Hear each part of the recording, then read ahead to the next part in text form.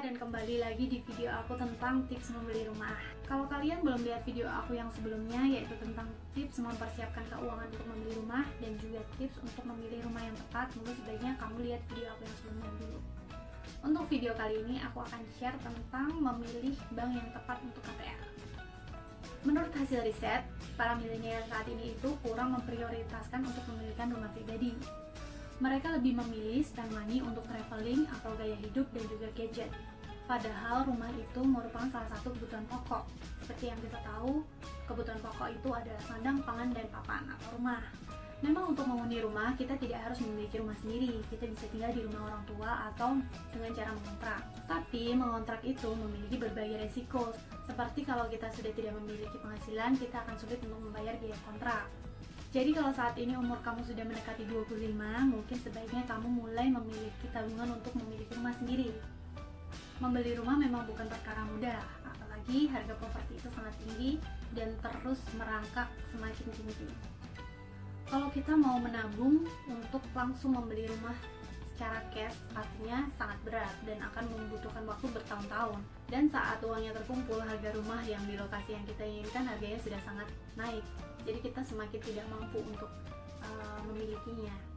Apalagi kalau kita pegawai biasa yang gajinya pas-pasan aja. Salah satu solusi untuk bisa memiliki rumah lebih awal yaitu dengan cara KPR. Dulu KPR bank itu DP-nya minimal harus 30%.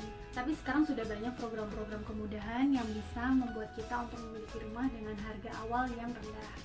DP 0% itu bukan cuma gimmick loh, sekarang sudah ada banyak di seluruh Indonesia.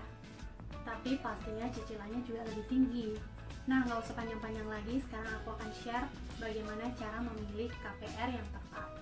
Yang pertama, kumpulkan informasi dari berbagai bank yang memiliki fasilitas KPR.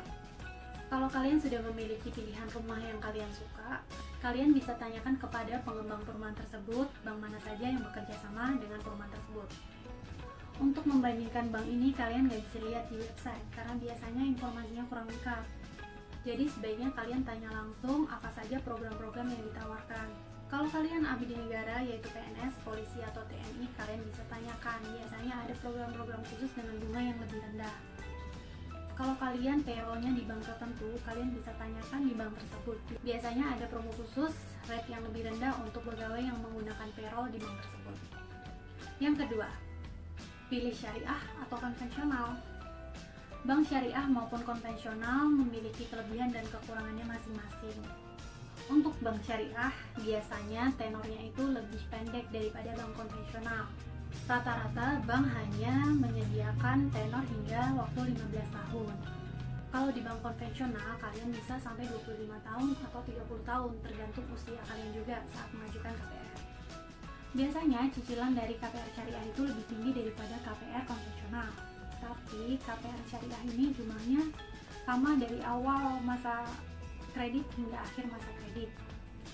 Misalnya kalian memiliki cicilan 3 juta pada awal, maka hingga 15 tahun kemudian cicilannya juga akan tetap hanya 3 juta saja. Berbeda dengan KPR konvensional, biasanya dia itu rendah di awal tapi kemudian fluktuatif. Nah, biasanya di akhir tenor itu dia cicilannya lebih tinggi. KPR konvensional ini biasanya antara 8% hingga 14%. Di masa-masa awal, KPR konvensional menawarkan program-program khusus seperti flat rate hingga 2 tahun atau hingga 5 tahun awal masa kredit. Kalau saran aku, pilihlah yang flat rate hingga 5 tahun pada awal masa kredit. Flat rate ini biasanya adalah di 8-10%. Tapi habis itu bunganya akan fluktuatif kembali mengikuti suku bunga pasar. Kalau saran aku, jangan bersantai-santai dengan cicilan yang rendah di awal masa kredit ini. Tetaplah menabung dan usahakan untuk menambah penghasilan kalian supaya saat 5 tahun berjalan nanti kalian tidak kaget dengan cicilan yang melonjak tinggi. Untuk pelunasan lebih awal, ketika kalian menggunakan KPR syariah, tidak akan ada perbedaan ketika kalian melakukan pelunasan lebih awal. Sedangkan pada KPR konvensional, bila kalian melakukan pelunasan lebih awal, biasanya terkena penalti. Penaltinya itu biasanya sekitar 2,5-3%. Tapi meskipun terkena penalti, pembayaran atau percepatan pelunasan ini akan sangat memberikan keuntungan kalian. Karena jika dibandingkan, kalau rate bunganya kan biasanya 8-14%, sedangkan kalau kalian melakukan pelunasan lebih awal itu hanya terkena denda 2,5-3%. Nah, tentunya ini akan sangat memangkas bunga yang harusnya kalian bayarkan. Tapi jangan kaget ketika kalian KPR itu biasanya proporsi dari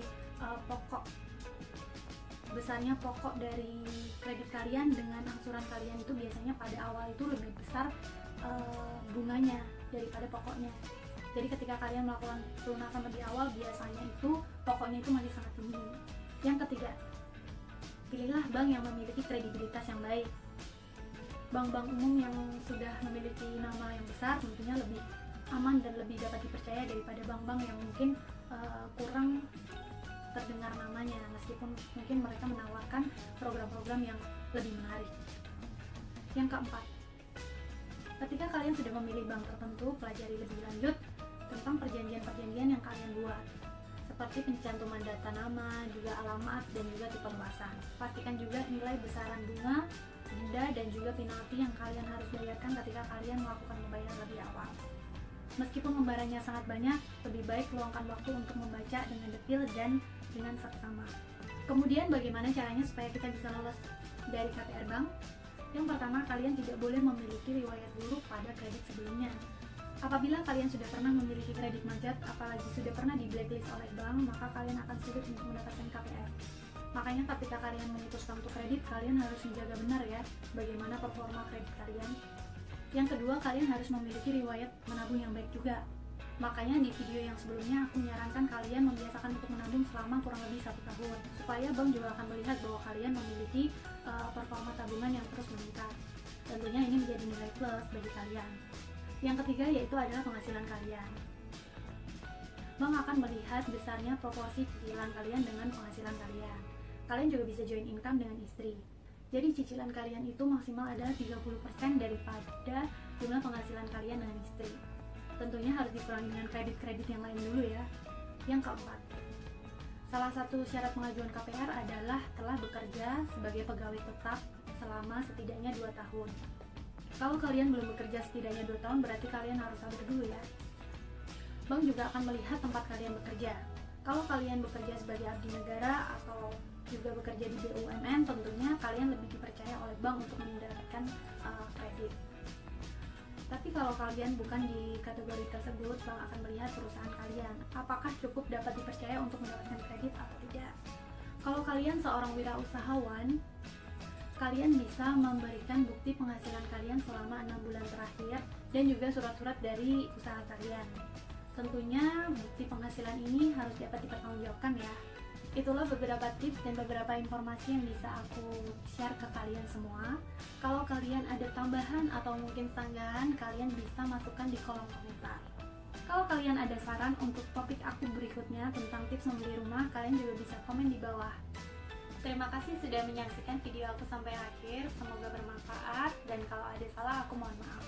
Sampai jumpa di video aku berikutnya. Bye!